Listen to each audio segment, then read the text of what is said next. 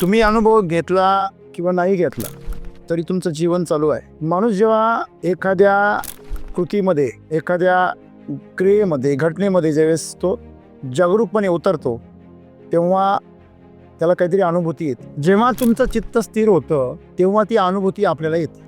जोपर्यंत तुमचं शरीर, विचार आणि चित्त म्हणजे अंतःकरण एका सरळ रेषेमध्ये येत नाही तोपर्यंत आतमध्ये असलेला चेतनेचा प्रकाश किंवा त्या चेतनेपर्यंत तुमचं प्रतिबिंब छापलं जातं. म्हणजे शरीर जे क्रिया करतं, डोक्यामध्ये विचारही तोच असायला हवा आणि भावनाही तशीच असायला. सामान्य माणसाचं जीवन विस्कळीत का असतं ते त्यांनी स्वतः केलेलं असतं. कारण तो जे अनुभव घेतो त्या अनुभवांना उथळपणा असल्यामुळे त्याला कुठल्याही प्रकारचा बोध प्राप्त होतो. म्हणजे सातत्य हा एक गुण असा आहे की तुमच्या अनुभवांना गहनता आणतो. म्हणून असं म्हटलेलं आहे, प्रॅक्टिस मेक्स मॅन परफेक्ट. तुम्ही ज्यावेळेस तुमचा अनुभव उथळ ठेवता तेव्हा तो शरीराच्या स्तरावर असतो आणि हा अनुभव तुम्हाला घ्यावाच लागतो. परंतु त्यातही तुम्ही जर जागृत असाल तर तुम्ही शरीराच्या पलीकडे जा. मग काही माणसांची वासना तृप्त का होत नाही? कारण त्यांचा अनुभव शरीराच्या स्तरावर सुद्धा स्थिर नसतो. म्हणजे काय? त्याच्यावर सद्गुरू असं सांगता, अनुभवाची गहनता कशावर अवलंबून आहे? तुम्ही सखोल लक्ष देता का? सखोल. हे जे सखोल लक्षाचा अर्थ काय होतो की तुमचं लक्ष तिथे स्थिर झालं पाहिजे. आपल्या जीवनामध्ये आपण जे अनुभव घेतो त्याची गहनता नसल्यामुळे आपण आयुष्यामध्ये असफल होतो. लक्षात ठेवा. नाहीतर एकदा जर अनुभव आला तर दुसऱ्या वेळेस माणूस काय करतो? सुधारणा करतो. दुसऱ्यांदा आला का तिसऱ्यांदा आणखीन सुधारणा करतो. आपल्याला जर ठेच लागली तर आपण पुढे पाहून चालतो. आपण म्हणतो पुढच्याच ठेचा मागचा शहाणा. ज्याला ठेच लागली तो सुद्धा पुढच्या वेळेस काय होतो? शहाणा होतो.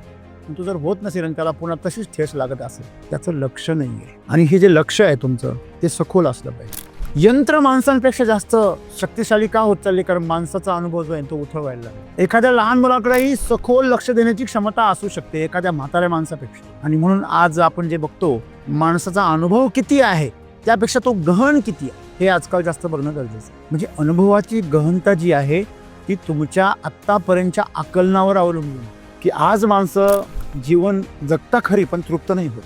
का बरं तृप्त नाही आहे? कारण गहनता नाही अनुभव. सद्गुरू असं म्हणतात की तुमच्या जीवनामध्ये जोपर्यंत गहनता येत नाही ना तोपर्यंत तुम्ही ह्या जीवनाचं जे सुंदरता आहे, जीवनाचा जे आनंद आहे तो तुम्ही अनुभवू शकत नाही. आणि जोपर्यंत जीवनाचा अनुभव तुम्हाला कळत नाही तोपर्यंत तुम्ही ह्या भौतिक जगतामध्ये एक गुरफटलेले राहणार. शरीराच्या भोगामध्ये, मनाच्या वासनी कामणीमध्ये माणसं का गुरफटतात? कारण त्यांना पुढचं सौंदर्यच माहीत नाही, पुढचं आनंदाची अनुभूतीच नाही. म्हणून तुम्ही सुख आणि दुःखातून बाहेर पडले तर तुम्हाला आनंद कळेल. जो पण तुम्ही सुख दुःखात आहे त्या सुखालाच तुम्ही काय म्हणणार आहे? आनंद. तर आपल्याकडे ही समस्या आहे की आपल्याला सुख दुःखांच्या पलीकडे आनंद आहे हेच माहिती नाही. आपण सुखाला पर्यायी शब्द म्हणून काय वापरतो? आनंद. आनंद ही अवस्था आहे की तुम्ही तुमचे विचार, तुमचं शरीर, तुमचं मन सगळं विसरून जाता.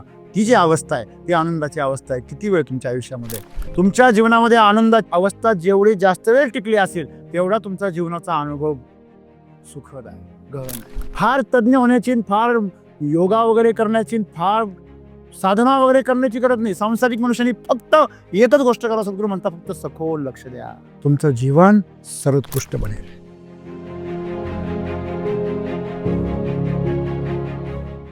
सद्गुरू हे आज आपल्याला जो संदेश दिला आहे तुमच्या अनुभवाची गहनता लक्ष देण्याच्या सखोलतेमुळे ठरते. जर तुमचं लक्ष सखोल असेल तरच जीवनाचा अनुभव आहे तो गहन असणार आहे. रामसर आपल्याला नेहमी सांगतात की आपण जे जीवन आहे ते उथळ जगतो खूप. म्हणजे शरीराच्या स्तरावरती जगत असतो आणि जर त्याच्या थोडंसं पुढं गेलं तर मनुष्य हा मनाच्या स्तरावरती जास्त करून जीवन जगतो. प्राणी शरीराच्या स्तरावरती जगतात. मनुष्य जो आहे तो शरीर आणि मनाच्या स्तरावरती जगतो. आणि याच्या पलीकडे जे जातात त्यांना आपण महापुरुष म्हणतो किंवा ईश्वर म्हणतो किंवा जे अमानवीय आहेत असं त्यांना संबोधलं जातं. तर या जीवनाचा अनुभव तुम्ही किती घेऊ शकता त्याच्यावरती अवलंबून आहे. म्हणजे तुम्ही किती सखोल आतमध्ये उतरणार आहात. तर मला असा प्रश्न असा आहे की जो या स्तराच्या पलीकडे अजून गेलेला नाहीये, जो शरीर आणि मनाच्या स्तरावरती जगतोय, त्याला अजून तिथून पुढे कसं जायचं हेच माहित नाहीये. तर अशा व्यक्तींनी जीवनाचा अनुभव कसा घ्यायचा? जर ते जागरूकच नाहीये तर त्यांनी तो अनुभव कसा घ्यायचा? कारण तोपर्यंत बराचसा वेळ निघून जाईल किंवा जीवनाचा बराचसा भाग निघून जाईल. मित्र हो, तुम्ही अनुभव घेतला किंवा नाही घेतला तरी तुमचं जीवन चालू आहे. माणूस जेव्हा एखाद्या कृतीमध्ये, एखाद्या क्रियेमध्ये, घटनेमध्ये ज्यावेळेस तो जागरूकपणे उतरतो तेव्हा त्याला काहीतरी अनुभूती येते. तुम्ही जर तुमच्या क्रियेसंदर्भामध्ये जागृतच नसाल तर तुम्हाला अनुभूती येण्याचा काही संबंध नाही. तुमचा कॅमेरा चालू आहे परंतु रेकॉर्डिंग बंद आहे. तर असा किती अनंत काळासाठी जरी तो कॅमेरा चालू राहिला तरी त्यात काहीही साठलं जाणार नाही. आपली समस्या अशी, एकदा चालू झाला का रेकॉर्डिंग बंद होत नाही आणि बंद झालं की परत चालू होत नाही. आणि जरी चालू झालं तर कधी बंद पडतं म्हणजे ते पण कळत नाही. म्हणजे आमचं चित्त जे आहे ते स्थिर होत नाही. जेव्हा तुमचं चित्त स्थिर होतं तेव्हा ती अनुभूती आपल्याला येते. आपल्या सर्वांना चांगलं आठवत असेल, जेव्हा भौतिकशास्त्रामध्ये एक प्रयोग असायचा. 3 पुठ्ठे असायचे आणि त्याच्या पलीकडे मेणबत्ती असायची. प्रकाश सरळ रेषेत प्रवास करतो हे जे काही उद्दिष्ट आहे ते उद्दिष्ट गाठण्यासाठी तो प्रयोग आहे. जेव्हा तुम्ही त्या तिन्ही पुठ्यांना जे छिद्र आहे ते एका रेषेमध्ये आणता तेव्हाच तुम्हाला समोरची मेणबत्ती दिसते. पण जेव्हा तुमचे ते पुठ्ठे विस्कळलेले असतात, त्यांचा जो छिद्राचा बिंदू आहे तो इकडे तिकडे सरकलेला असतो, तेव्हा समोरची मेणबत्ती आपल्याला दिसत नाही. जसं पाणी वाकडं तिकडं कसं पण पळतं तसं प्रकाश तसं जात नाही. प्रकाश सरळ रेषेने प्रवास करतो. आता इथे सूर्याचं ऊन नाहीये पण तरी पण प्रकाश आहे, कारण हा विपस्करणामुळे आहे. म्हणजे कुठेतरी तो पडलाय, तिथून त्याचं परावर्तन झालंय, परत कुठेतरी पडलाय, तिथून परत परावर्तन झालंय. अशा प्रकारे तो सरळ रेषेतच इथपर्यंत आलेला आहे. म्हणजे आपल्याला हे समजणं गरजेचं आहे की जोपर्यंत तुमचं शरीर, विचार आणि चित्त म्हणजे अंतःकरण एका सरळ रेषेमध्ये येत नाही तोपर्यंत आतमध्ये असलेला चेतनेचा प्रकाश किंवा त्या चेतनेपर्यंत तुमचं प्रतिबिंब छापलं जात नाही. मग ते प्रतिबिंब छापण्यासाठी तुमचं शरीर, विचार आणि चित्त हे स्थिर असायला पाहिजे एका सरळ रेषेमध्ये, एकाच दिशेने. सर्वात महत्वाचं म्हणजे शरीर जे क्रिया करतं, डोक्यामध्ये विचारही तोच असायला हवा आणि भावनाही तशीच असायला हवी. समजा तुम्ही जेवण करताय तर तुमच्या शरीराची क्रिया आहे, खाण्याची क्रिया होते. ज्याप्रमाणे तुमचा हात अन्नापर्यंत पोहोचतोय त्याप्रमाणे तुमचा विचार, तुमचं लक्ष देखील त्या अन्नापर्यंत पाहिजे. जसजसा तुमचा हात वरती येतोय त्या हाताप्रमाणे तुमचं ध्यान सुद्धा त्या हाताप्रमाणे वरती आलं पाहिजे. आणि त्याप्रमाणेच तुमचं जो घास आहे तो ज्यावेळेस तुम्ही करणार आहात तेव्हा तुमचं लक्ष देखील त्या घासाबरोबर आतमध्ये गेलं पाहिजे. जेव्हा तुम्ही चावताय तुमचं लक्ष त्या चावण्यावर पाहिजे. जेव्हा तुम्ही गिळताय तेव्हाचं लक्ष तुमचं गिळण्यावर पाहिजे. आणि तुमच्या मनामध्ये ते सुंदर भाव पाहिजे. अन्न ग्रहण करताना जसे भाव आपल्याकडे असतात त्या प्रकारचे सुंदर, किती सुंदर अन्न आहे, किती स्वादिष्ट आहे, मधुर आहे, माझं जीवन आहे ते तृप्त होतंय, अशा प्रकारची भावना ज्यावेळेस तुमची असेल त्यावेळेस त्या अन्नाचा कण आणि कण आपल्या शरीरामध्ये अंश घेऊन उतरतो. पण आपण खातोय, शरीर काहीतरी क्रिया करतंय, डोक्यामध्ये विचार कुठले तरी चालू आहे, भावना भलतीच आहे. ज्यावेळेस अशा प्रकारची परिस्थिती असते तेव्हा या सगळ्या गोष्टी ऍक्सिडेंटली घडतात, विस्कळीतपणे घडतात. जसं सामान्य माणसाच्या आयुष्यामध्ये त्याचं जीवन पूर्णपणे विस्कळीत असतं, दुसऱ्यावर अवलंबून असतं. दुसरा कोणीतरी ठरवतो की त्याने आज काय काम करायचंय, दुसरा कोणीतरी ठरवतो की त्याला आज जेवण किती वाजता भेटणार आहे, दुसरा कोणीतरी ठरवतो की त्याच्या कोणत्या कोणत्या इच्छा पूर्ण होणार आहे.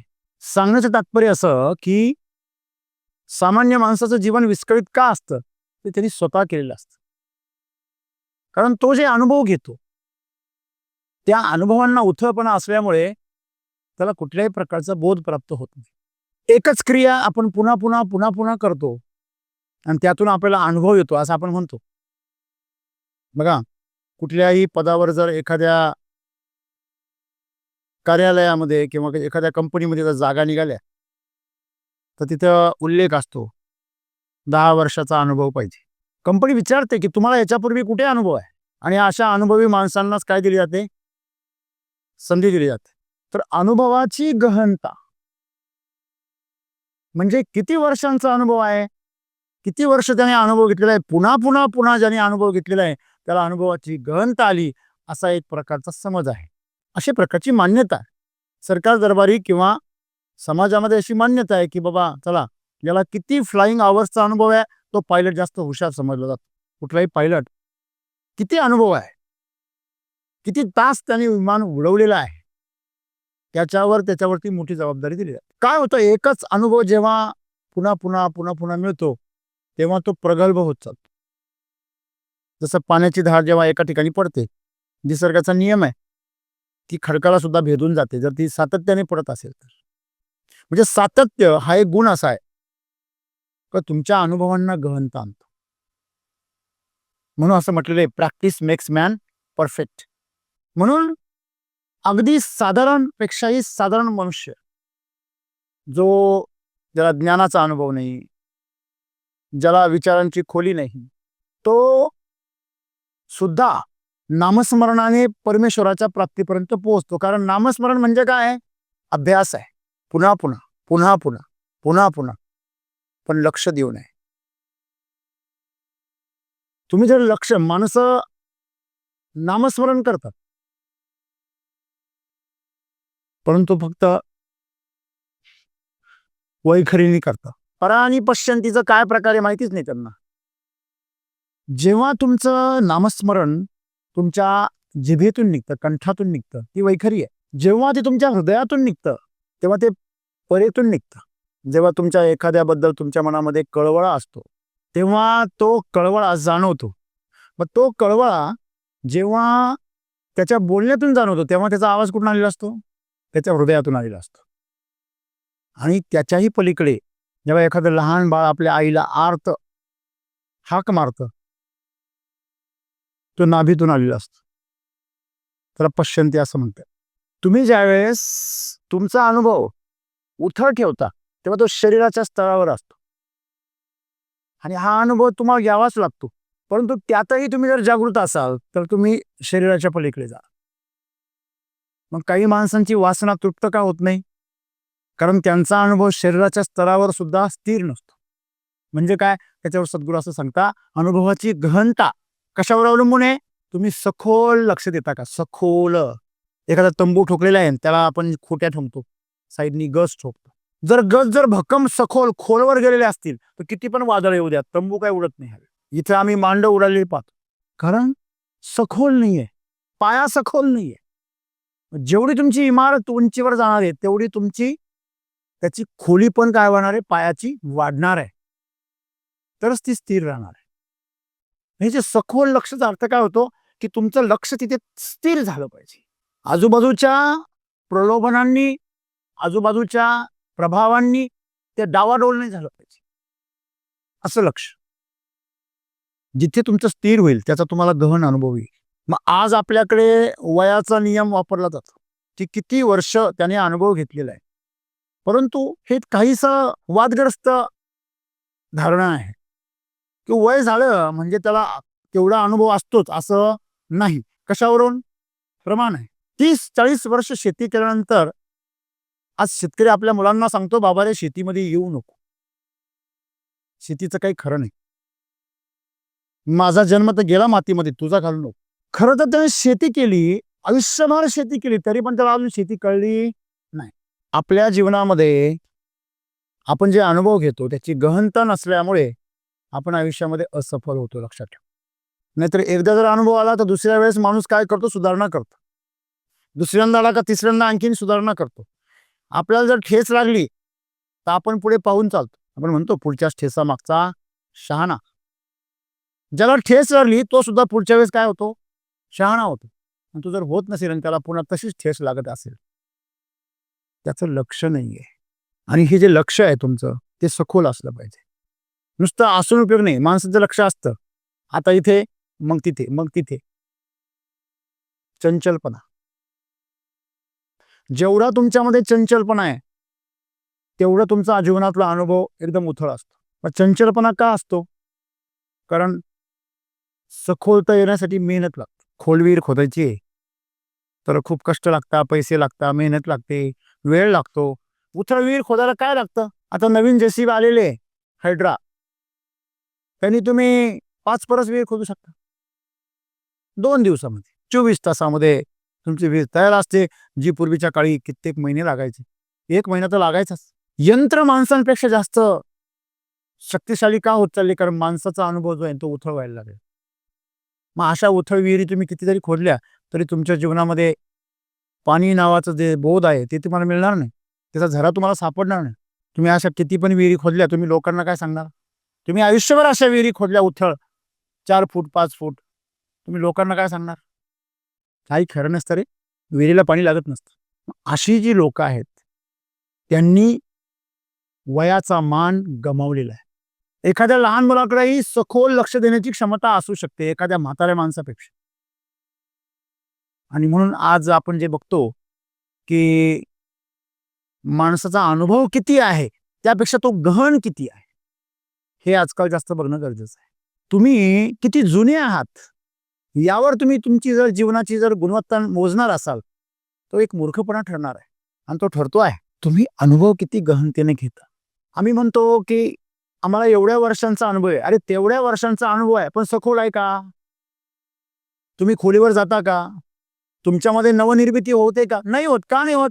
कारण आम्ही कधी खोलीवर जाते. बघा कुठली गोष्ट आहे आपण जर बारीक लक्ष दिलं, स्थिर लक्ष दिलं, त्या गोष्टीबद्दल बरंचसं ज्ञान आपल्याला मिळतं. तुमच्या जीवनाचे जे आज अनुभव आहेत, आज बघा आपण बघतो काही माणसांच्या जीवनामध्ये फार महत्त्व असतं, त्यांना फार महत्त्व प्राप्त होतं कारण त्यांच्याकडे कुठल्याही समस्येचं उत्तर असतं, उपाय असतो.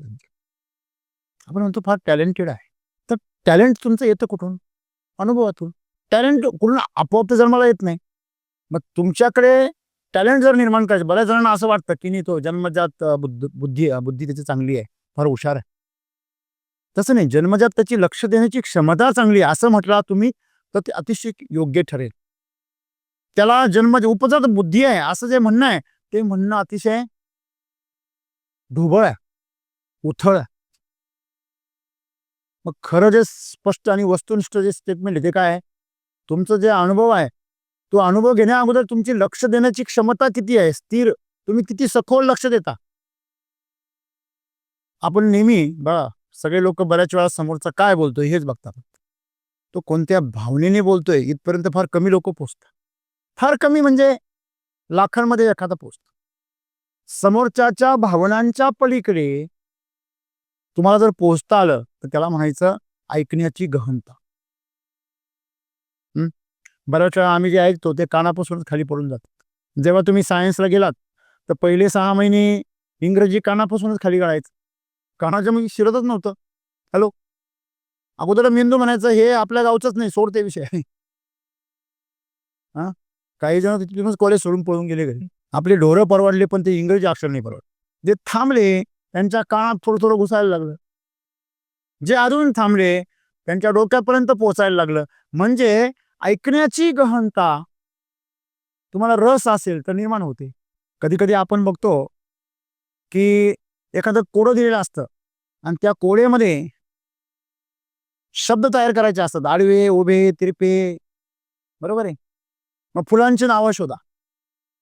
जेव्हा तुम्हाला असं म्हटलं जातं की फुलांची नावे शोधा तेव्हा तुम्ही फुलांची नावे डोक्यात ठेवून मग ती शोधायला लागता. म्हणजे अगोदर तुमच्या डोक्यात आहेत म्हणून तुम्हाला तिला सापडणार आहे. तुम्हाला ज्या फुलांचं नावच माहिती नाहीये ते फुलाचं नाव तुम्ही त्याच्यात शोधू शकत नाही.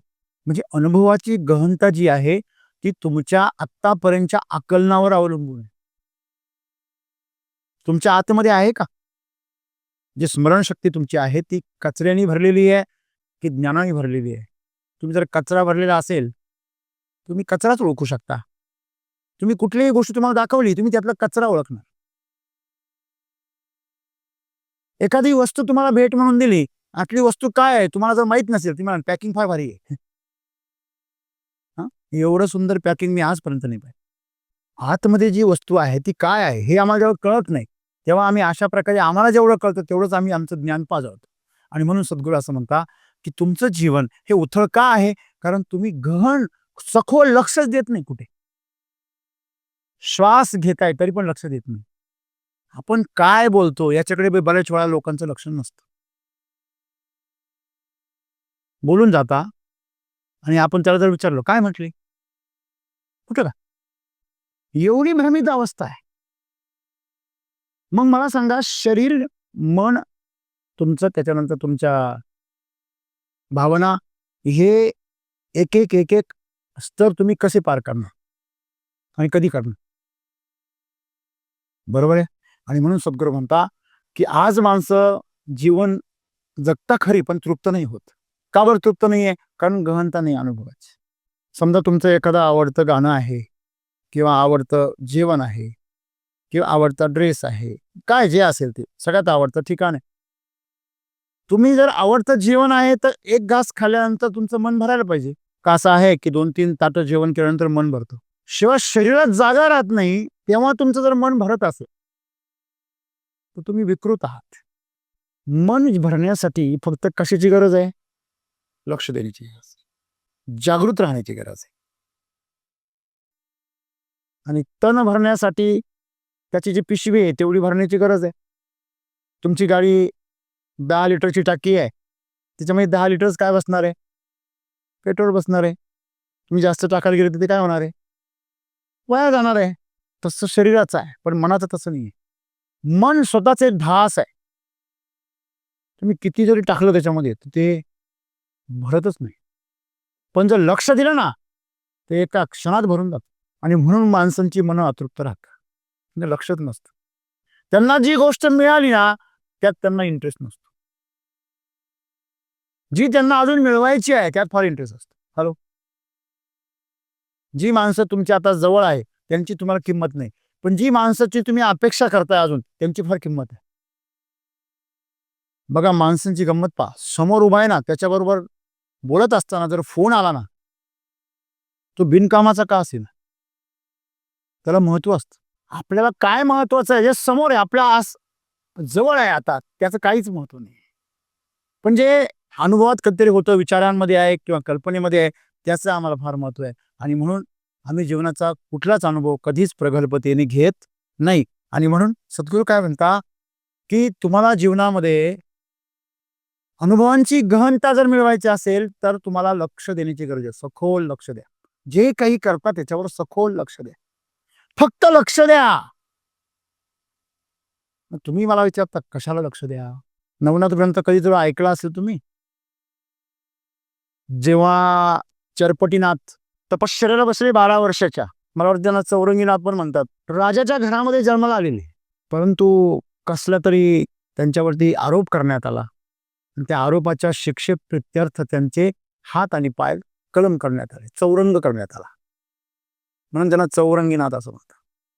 मग गोरक्षनाथांना त्यांची दया आली आणि त्यांना घेऊन गेले, त्यांचं औषधोपचार केला आणि मग त्यांनी ठरवलं की ह्या सर्व जे जीवन आहे ते नाथपंथाला समर्पित करायचं. मग 12 वर्ष तपश्चर्याला बसले तर त्यांनी एका गुहेच्या तोंडाजवळ त्यांना नेऊन बसवलं आणि व्यवस्था केली की त्यांना दररोज फळं मिळतील खायला.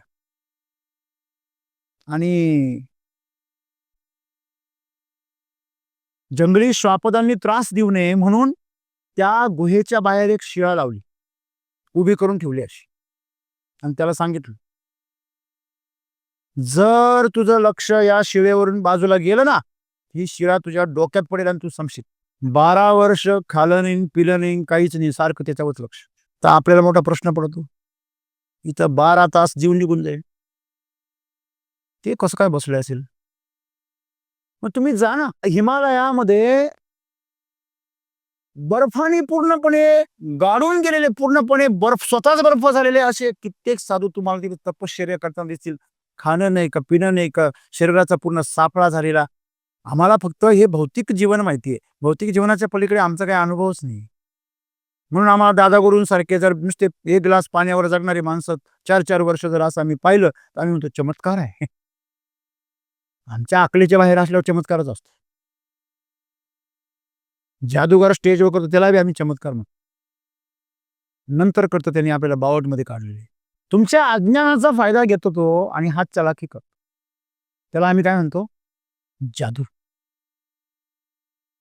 अरे खरी जादू काय जीवनामध्ये याचा आम्हाला अनुभव नाही. म्हणून सद्गुरू असं म्हणतात की तुमच्या जीवनामध्ये जोपर्यंत गहनता येत नाही ना तो पण तुम्ही ह्या जीवनाचं जे सुंदरता आहे, जीवनाचा जे आनंद आहे तो तुम्ही अनुभवूच शकत नाही. आणि जो पण जीवनाचा अनुभव तुम्हाला कळत नाही तो पण तुम्ही ह्या भौतिक जगतामध्ये गुरफटलेले राहणार. शरीराच्या भोगामध्ये, मनाच्या वासने कामनेमध्ये माणसं का गुरफटतात? कारण त्यांना पुढचं सौंदर्यच माहित नाही, पुढचं आनंदाची अनुभवच नाही, अनुभूतीच नाही. म्हणून तुम्ही सुख आणि दुःखातून बाहेर पडले तर तुम्हाला आनंद कळेल. जो पण तुम्ही सुख दुःखात आहे त्या सुखालाच तुम्ही काय म्हणणार आहे? आनंद. मराठी भाषेमध्ये जर प्रश्न आला, विरुद्ध शब्द लिहा. सुखाला काय लिहितात? दुःख. आणि आनंदाला काय लिहितात? आनंदाला पण दुःखच लिहितात. आनंदाला विरुद्धार्थी शब्द नाही. नंदाला जो होता ना कृष्ण आल्यावर, तो आनंद. तर आपल्याकडे ही समस्या आहे की आपल्याला सुख दुःखांच्या पलीकडे आनंद आहे हेच माहिती नाहीये. आपण सुखाला पर्यायी शब्द म्हणून काय वापरतो? आनंद. आनंद ही अवस्था आहे की तुम्ही तुमचे विचार, तुमचं शरीर, तुमचं मन सगळं विसरून जाता. ती जी अवस्था आहे ती आनंदाची अवस्था आहे. किती वेळ तुमच्या आयुष्यामध्ये, तुमच्या जीवनामध्ये आनंदाची अवस्था जेवढी जास्त वेळ टिकली असेल तेवढा तुमचा जीवनाचा अनुभव सुखद आहे, गहन आहे. नाहीतर जीवनामध्ये प्रत्येक सुखाच्या नंतर लगेच दुःख सुरू आहे. असं सुख सांगा ज्याच्यानंतर दुःख नाही. लग्नामध्ये गेलो आणि मिसळ फार भारी वाटली, उसळ, आणि एवढी खाल्ली की घरी आल्यावर वन वे चालू झाला. सगळे आउट गोईंग कॉल, इनकमिंग कॉलच बंद आहे. म्हणजे सुख आहे, खाण्याचं सुख भोगल्यानंतर पुन्हा त्याच्यामधले मसाले, तेल यांचं दुःख शरीर भोगत असतं. अनुभव जे आहे, अनुभवांची गहनता कशी आहे पहा. एकदा एक मनुष्य बागेमध्ये गेला आणि ते सुंदर सुंदर आंब्याची फळं पाहिली. फळं पाहिली डोळ्यांनी. डोळ्यांना तोडता येत नव्हती म्हणून तोडायला पुढे काय निघाली? हात. पण हात पुढे ना, म्हणून पुढे काय सरकले? पाय. पुढे पाय सरकले, हाताने तोडलं. पाहिलं कोणी होतं? इच्छा कोणाला झाली होती? पण खाल्लं तोंडाने. खाल्लं तोंडाने आणि पचवलं पोटाने. एवढं करत असताना तिथल्या माळ्याने पाहिलं, बागवानाने, की यांनी आंबे तोडले. त्यांनी काठी आणली आणि अशा मागून सपाटी वडली. आंबा सगळा पचवला याचा. आणि हा पाठ चोळत चोळत बाहेर आला. त्या वेदनेने त्याच्या डोळ्यातून घळघळा पाणी आलं. बघा, इच्छा कोणाला झाली होती? पहिलं कोणी होतं आधी? पाणी कुठून आलं? डोळ्यातूनच आलं. हे जेव्हा कळतं की अरे डोळ्यांना वासना झाली, डोळ्यांनीच त्याचे परिणाम भोगले, तेव्हा कळतं वासना करण्यापूर्वी मागच्या वेळेस पाणी आलं होतं. आठवतंय का? आठवतंय? याला म्हणायचं अनुभवाची गहनता. पण जर हे संपूर्ण चक्र जर तुमच्या लक्षात आलं तर तुम्हाला जीवनाचं हे चक्र कळेल. जन्मानंतर लगेच मृत्यू नाहीये, मध्ये भरपूर काही आहे. बालपण आहे, प्रौढपण, तरुणपण आहे, लग्न आहे, संसार आहे, अनेक अनुभव आहे, भावंती आहे, नोकरी आहे, काम आहे, पगार आहे, सर्व आहे, आणि मग मृत्यू आहे. त्याच्यामुळे असं वाटतं का हा चक्कर नाहीये, परंतु हे काय एक चक्र आहे. आता पण तुम्ही कितीतरी वेळा हे चक्र फिरवलं पण काही हातात नाही आलं. माणूस हेलपाटे कधी मारतो? पहिल्या हेलपाट्यात काम नाही झालं, पहिल्यांदा गेला काम नाही झालं, परत काय मारतो? अशी किती हेलपाटे तुम्ही या पृथ्वीवर मारले असं संत म्हणतात. तुम्ही जन्माला येऊच नका आणि तुम्ही या संसाराचा अनुभव घेऊच नका असा प्रश्न नाहीये. तुम्ही आज गुलाम म्हणून जन्माला येता. ऍक्सिडेंट. आपला जन्म कसा आहे? अपवादाने, अपघाताने आहे. तो तुम्ही ठरवून घेऊ शकता, स्वातंत्र्याने घेऊ शकता. तुम्ही अवतार धारण करू शकता. आज तुम्ही अपवादाने जन्माला येता. मग हे का? कारण अनुभवाची गहनता नाही. डबल पंक्चर काढायला कधी लागते? पहिली जर ध्यानावणी काढली तर पंक्चर काढली, थोडा पुढे गेला आणि परत हवा गेली, आला परत मागं. अशी आपली कितीतरी वेळा हवा गेली. पण आपण काय पंक्चर काढायच्या वेळेस लक्ष देत नाही. लक्ष महत्वाचं आहे. आणि ते लक्ष पण कसं पाहिजे? त्या पंक्चरवाल्याची हात चलाखी लक्षात आली पाहिजे, एवढं लक्ष पाहिजे. नाही तर तुम्हाला प्रत्येक पंक्चरच्या वेळेस पैसे तुमच्याकडनं, हॅलो, तो म्हणणार आहे का नाही पहिला फेल गेला, तो म्हणतो दुसऱ्या ठिकाणी झाला. तो पंक्चर दुसरीकडे राहतो आणि पॅच दुसरीकडे मारतो. त्याला माहिती परिसरामध्ये 15 किलोमीटर मध्ये दुसरं दुकान हा एकदा तरी परत येऊ शकते. असं जीवन आहे माणसाचं. आज माणसं फक्त एकमेकाला कसं मूर्ख बनवता येईल या बाबतीमध्ये एक्सपर्ट होत आहेत. आणि म्हणून सद्गुरूंना सांगायचे की तुमच्या जीवनामध्ये आज जी ओढ लागलेली आहे, एकमेकाला फसवण्याची जी स्पर्धा लागलेली आहे, त्या फसवण्यामुळे तुम्ही तुमच्या जीवनापासून भरकटत चाललेले आहे. चला ठीक आहे, तुम्ही त्याच्या फसवण्यावर मात केली. तुम्ही त्याच्यापेक्षा जास्त चतुराईने पुढे आलात. धोकेबाजी करून, दगाबाजी करून तुम्ही विजय मिळवलात. परंतु तुम्ही जीवनाच्या आनंदापासून लांब गेले. हा विजय तुमच्या काही कामाचा नाहीये. मला सांगा, रासायनिक शेतीच्या माध्यमातून शेतकऱ्यांनी कितीतरी प्रगती केली. आपण अनेक परिवार बघतो शेतकऱ्यांचे की ज्यांनी रासायनिक शेतीमधून प्रगती केली. पण त्यांच्या घरामध्ये असाध्य आजाराने ग्रासलेले कितीतरी पेशंट्स आहे. मग त्यांनी कमवलेला पैसा नवे त्यापेक्षा जास्त पैसा त्यांनी कोणाला देऊन घातला? दवाखान्यांना घातला. हे कळत नाही. मग अनुभवाची गहनता कशी येईल? कारण तुमचं सखोल लक्षच नाहीये की कशामुळे काय होतं. त्याला काय होतं? हा डायलॉग लोकांचा सहज बोलता लोक. आणि त्याला काय होतं? तुम्ही जर म्हटले अहो असं करायचं नाही, असं करायला पाहिजे, तुम्ही थोडं लक्ष द्या. आणि त्याला काय होतं? ज्या माणसांचा हा डायलॉग आहे ना, त्याला काय होतं? त्याच्या जीवनामधला जो चक्रीय प्रवास आहे बावळटपणाचा, मूर्खपणाचा, तो कधी संपतच नाही. तो 50 नाही 1000 वर्ष जगू द्या, तो तुम्हाला 1000 वर्षापूर्वीचाच सापडत. म्हणजे आमचं आयुष्य कसं आहे? जन्माला आला आणि पाणी वाहून मेला रे बाबा. पाण्याची फक्त वाफ झाली, त्याची ढग झाली, परत पाऊस पडला, पण हा गेला. खरे खोटे? म्हणून जीवनामध्ये काय पाहिजे? अनुभवाची गहनता पाहिजे. माणसं जीवनामध्ये असे फ्लॅट जीवन जगतात, सपाट अशी बोरिंग. त्यांना स्वतःलाच गुदगुल्या करावं लागतात. जिवंत आहे का पाहण्यासाठी, हसण्यासाठी नाही. ते दुसऱ्या म्हणते चिमटा काढ रे मला. मी स्वप्नात आहे का झोपलेलो तेच मला कळत नाही. म्हणजे आपण जागृत असणं म्हणजे दुसऱ्याला आपल्याला चिमटा काढायची वेळ येणं हे जागृत असण्याचं लक्षण नाहीये. आणि म्हणून लक्ष देणं हे फार महत्वाचं आहे. जीवनामध्ये आज जी पुनरावृत्ती आहे तुमची, ही पुनरावृत्ती एक प्रकारचा मृत्यू आहे. म्हणून सखोल लक्ष द्या. त्या सखोल लक्ष देण्यालाच कुठेतरी ध्यान असं म्हटलेलं आहे. मग तुमच्या जीवनामध्ये तुम्ही करत असलेल्या कामाची दर्जा जर बदलत नसेल, तुम्ही करत असलेल्या विचारांचा स्तर बदलत नसेल, तुमच्यामध्ये निर्माण होणाऱ्या भावनांचा प्रभाव पडत नसेल आणि तुम्ही जे काही भोग घेताय त्या भोगांतून तुम्हाला तृप्ती मिळत नसेल, तर तुम्ही फार उथळ जगताय. तुमचं जीवन व्यर्थ आहे. तुम्ही जे काही जगले ते नसते जगले तरी काही फरक पडत नसतो. एवढं ते काय व्यर्थ आहे. आणि म्हणून जीवन जर सार्थक करायचं असेल, त्याला काही अर्थ आणायचा असेल, तर तुम्ही सर्वांनी प्रत्येक गोष्टीवर काय दिलं पाहिजे? लक्ष. काही पण असं होते, एक छोटीशी मुंगी का असे ना,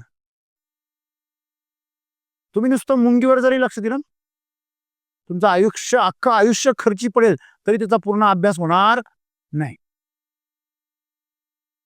आणि या बाबतीमध्ये मला माझा आनंद आहे की मला ही सवय पहिल्यापासून आहे. मी एकटक बघत असतो कुठेही, काहीच नाही, फक्त रिकामं, डोक्यात काहीच नसतं, फक्त बघत असतो. आता ज्याच्या डोक्यात काहीतरी आहे त्याला वाटतं हे काहीतरी बघतंय बरं का आपल्याकडे, त्याचा प्रश्न आहे. बरोबर आहे, पण मी बघत असतो. पण ते एकटक बघण्यामध्ये आणि लक्ष देण्यामध्ये हळूहळू अनुभवाची काय येते? गहनता. म्हणजे लोकांना दिसत नाही, ते मला दिसतं. कारण आम्ही काय करतो, आमच्या डोक्यातले चित्र रंगवतो आणि ते चित्र जे दिसतंय का बघतो. आम्ही लक्षच देत नाही. आम्ही प्रक्षेपण करत असतो दरवेळेस. बऱ्याच वेळा समोर वेगळा माणूस येत असतो ना, आपण म्हणतो ना हा हा आहे का रे, हा आहे का रे? नाही रे, तो नाही, तो आहे. तुम्ही ते चित्र पाहिलं असेल. 2 जंगली बैल, आता बैल असते, एका ठिकाणी ओढ्यावर पाणी प्यायला गेले,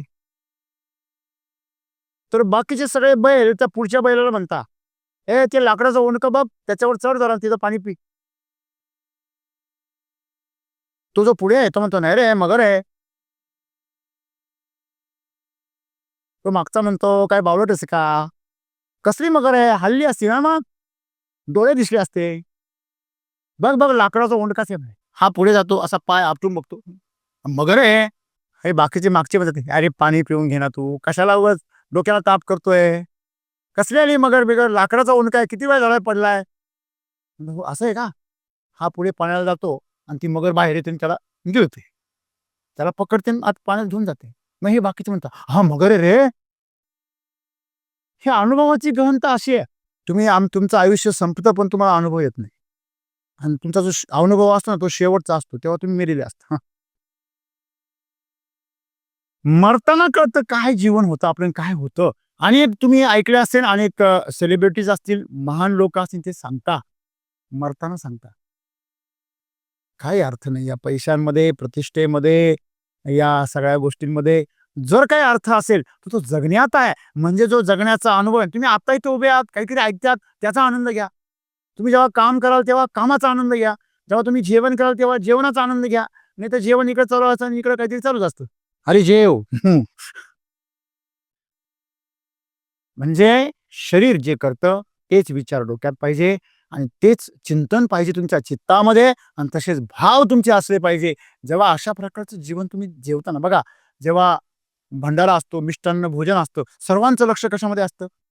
प्रसादामध्ये. आपण म्हटलेलं आहे महाप्रसाद. बघा, महाप्रसाद म्हटल्याबरोबर लगेच आपली भावना काय तयार होते? काहीतरी महान आहे बरं का. आपण तिथं आदराने ते आदराच्या भावनेने खातो, म्हणून त्यातून तुम्हाला शक्ती प्राप्त होते. मग पुढच्या वर्षी कधी रे याची आठवण येते. घरी दररोज रतीब चालू आहे त्याचा.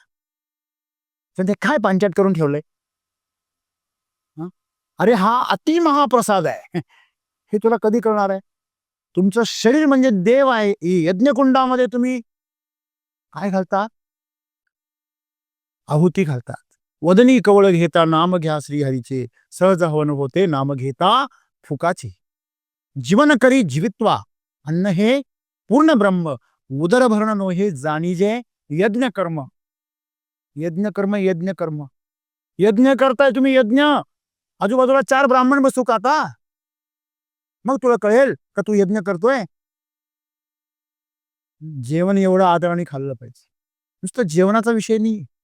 जेवण नाहीये ते, ते पूर्ण ब्रह्म आहे. ते साक्षात जीवन आहे. आणि जी माणसं जीवनामध्ये हलकटपणे जगतात ना, तुम्ही त्यांचं ऑब्झर्वेशन करा. जेवण ते जनावरासारखं खातात, कुत्र्यासारखं. जेवणाचा कुठलाही आदर नाही. खायचं म्हणून खातात फक्त. भरायचं फक्त. जसं गाडीत पेट्रोल भरतात, तसे हे आतमध्ये भरतात. तू आला मी गेलो, तू आला मी गेलो. आणि काही जण आता असं खातात, असं खातात. ते अन्न सुद्धा ताट कळतात. ते माझ्याकडे खा एकदाचा. असे 2 प्रकारची माणसं आहे. मग जेवण जेवणासारखं जे आपलं जीवन आहे, त्याच्याकडे बघताना त्यांना म्हणा, "अरे श्लोक म्हणा." हां, म्हणायचं का? म्हणायचं. हां, सॉरी म्हणा.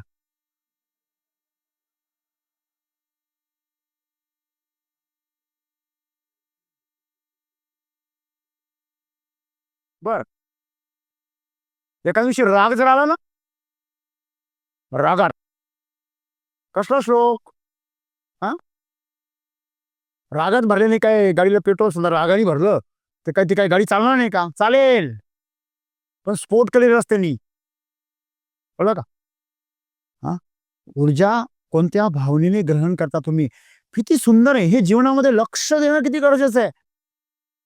लक्ष द्या. छोट्या-छोट्या गोष्टींकडे लक्ष द्या. ध्यानामध्ये सकाळी काय करतो आपण? प्राणायाममध्ये श्वासावर लक्ष द्या.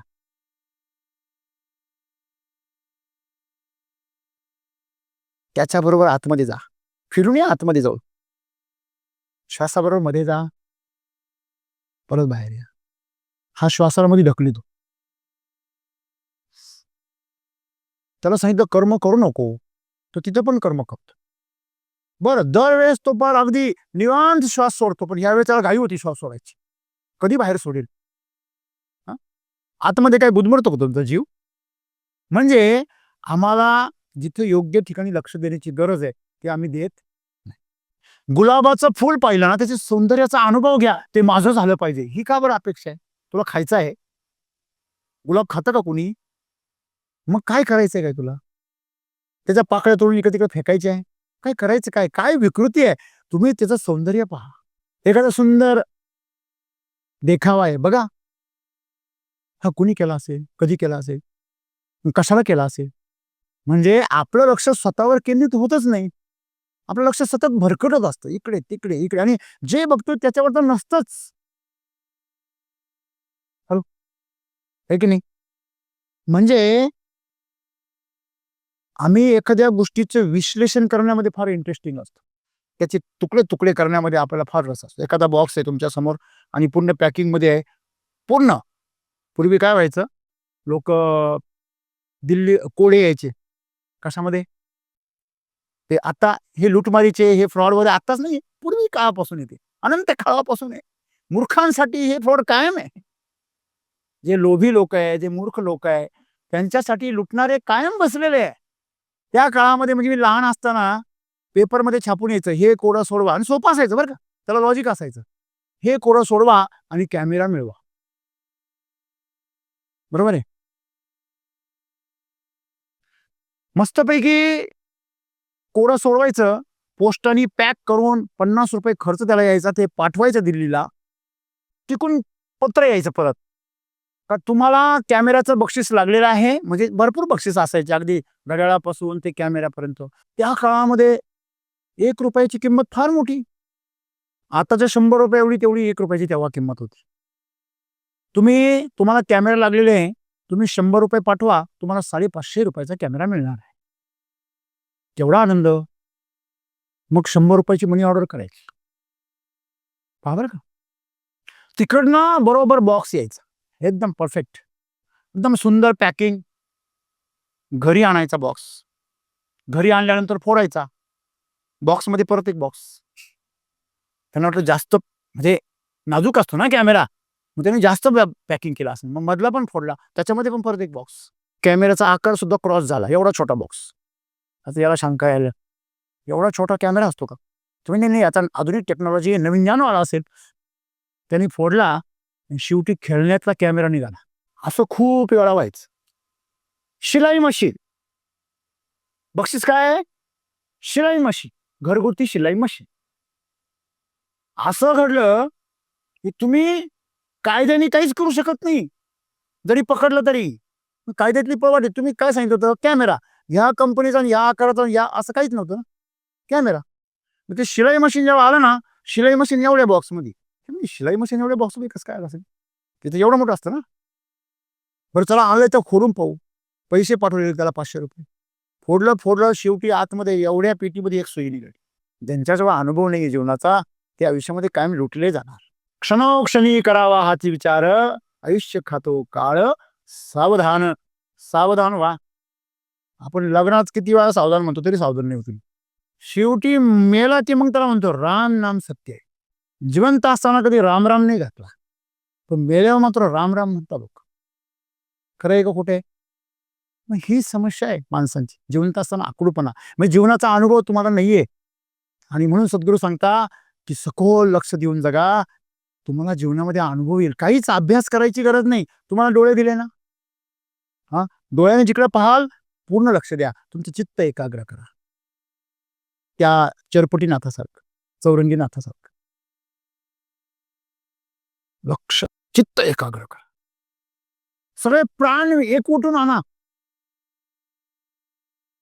जादुई शरीर आहे बघा. फार गर्दी असते आणि फार गर्दीमध्ये कोणीतरी तुम्हाला हाक मारतं, हॅलो, तुम्हाला त्याचा आवाज ऐकू येतो का नाही? हॅलो, येतो की नाही? एवढ्या गर्दीमध्ये काही कळत नाही गोंगाटामध्ये, पण त्या माणसाचा आवाज मात्र एवढा बारीक असून सुद्धा आपल्याला ऐकायला येतो. याचा अर्थ काय? फोन आला अचानक गर्दीमध्ये, समोर काय भाषण देणारा बोलतोय ते कळत नाही, पण फोनवरच मात्र क्लिअर कळत.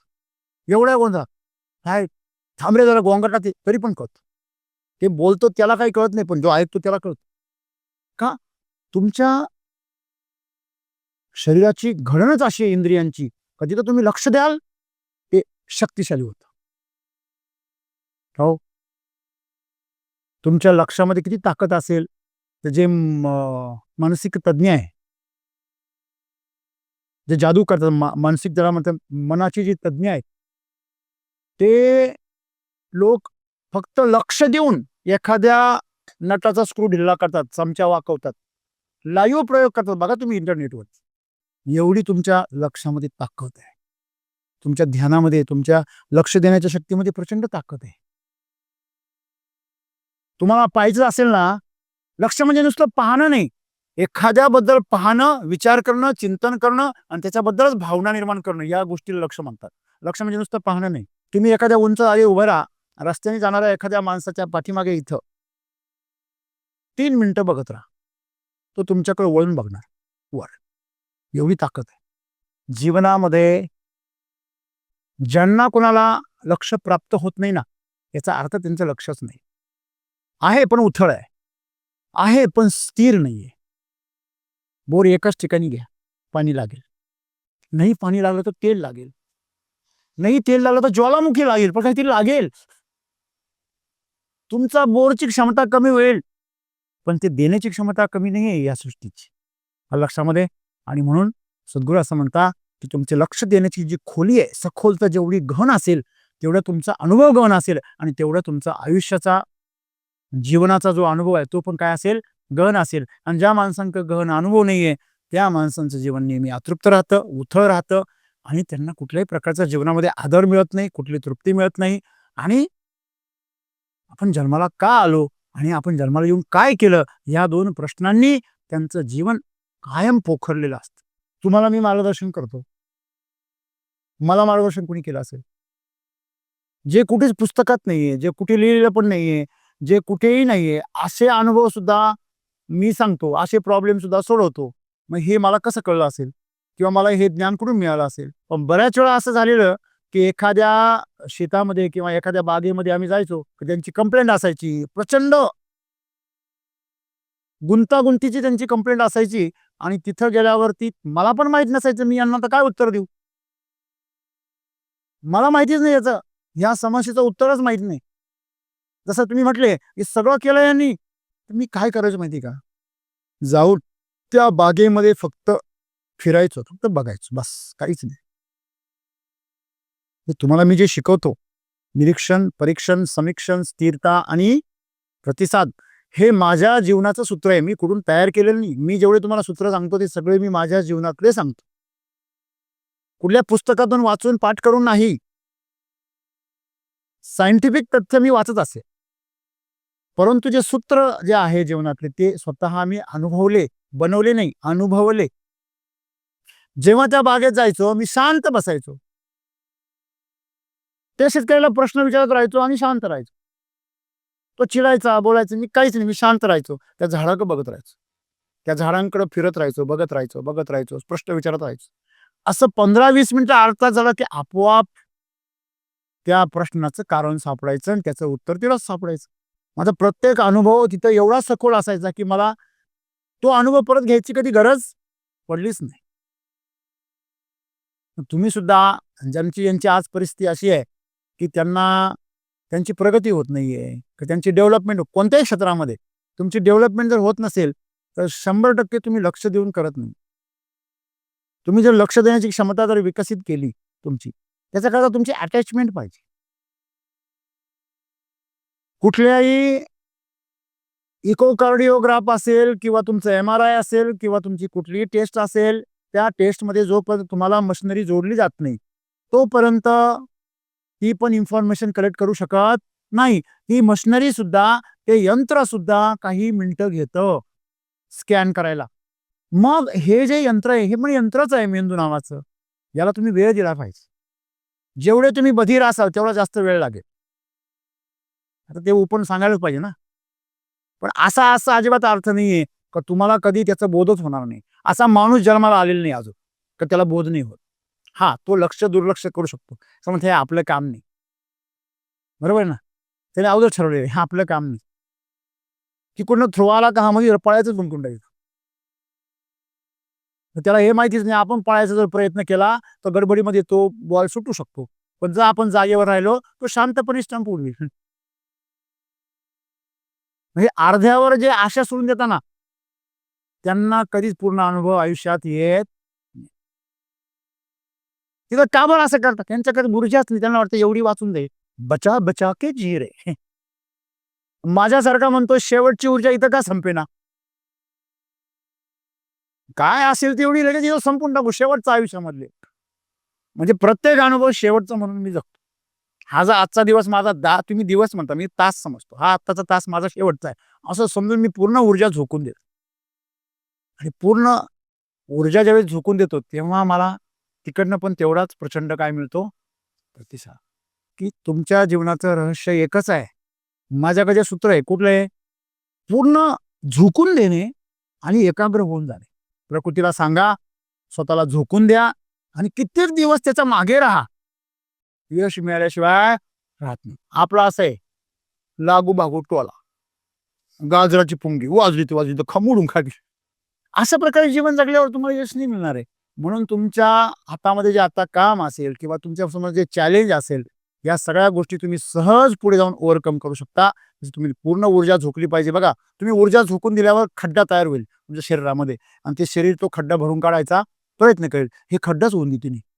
तुमचा नको खड्डा पडायला, भरलाच नाही मग. हे एवढे डाऊटफुल आहे. आधी खर्च करा मग मिळतं, लक्षात ठेवा. जो खर्च करतो ना त्यालाच कर्ज मिळतं. ज्यांनी कधीच कर्ज घेतलेलं नाही त्याला कर्ज मिळत नाही, लक्षात ठेवा. काही लोकांना असं वाटतं मी कधीच घेतली नाही, आता मला महामोहर कर्ज मिळेल. तुला कोणी उभंच करायचं नाही पाहिजे तू आता. म्हणून जीवनामध्ये तुम्ही जर परमेश्वराकडे गेले ना तर तोच पहिला विचारतो, तू मिळालेल्या जीवनाचं काय केलं ते सांग. तो म्हणतो नाही फक्त जेवण केलं, फक्त गरजेपुरतं. तो म्हणतो याला सायकलमध्ये घाला रे परत, रिसायकल मध्ये. हा व्यवस्थित प्रोसेस नाही झाला, ते परत जन्माला येत. परत पहिली शेती 10वी परत ॲग्रिकल्चर करता परत एस-सी-टीमध्ये येतं. तेव्हा बदल करा, जीवनाचा नवा आनंद घ्या आणि जिवंतपणे जगा, आहे की नाही. आपण स्वतःमध्ये उणिवा निर्माण केल्या पाहिजे, कमतरता निर्माण केल्या पाहिजे, ती जाणीव झाली पाहिजे. याची मर्यादा आहे शरीराची एवढी, ए वाढव चल, ए तुझं लय झालं आता, आहे की नाही. फार तज्ज्ञ होण्याची, फार योगा वगैरे करण्याची, फार साधना वगैरे करण्याची गरज नाही. सांसारिक मनुष्याने फक्त एकच गोष्ट करा, सद्गुरू म्हणतात फक्त सखोल लक्ष द्या. तुम्हाला बुद्धी नसली तरी चालेल, फार निर्बुद्ध असले तरी चालेल, फक्त लक्ष द्या. तुमचं जीवन सर्वोत्कृष्ट बनेल. धन्यवाद.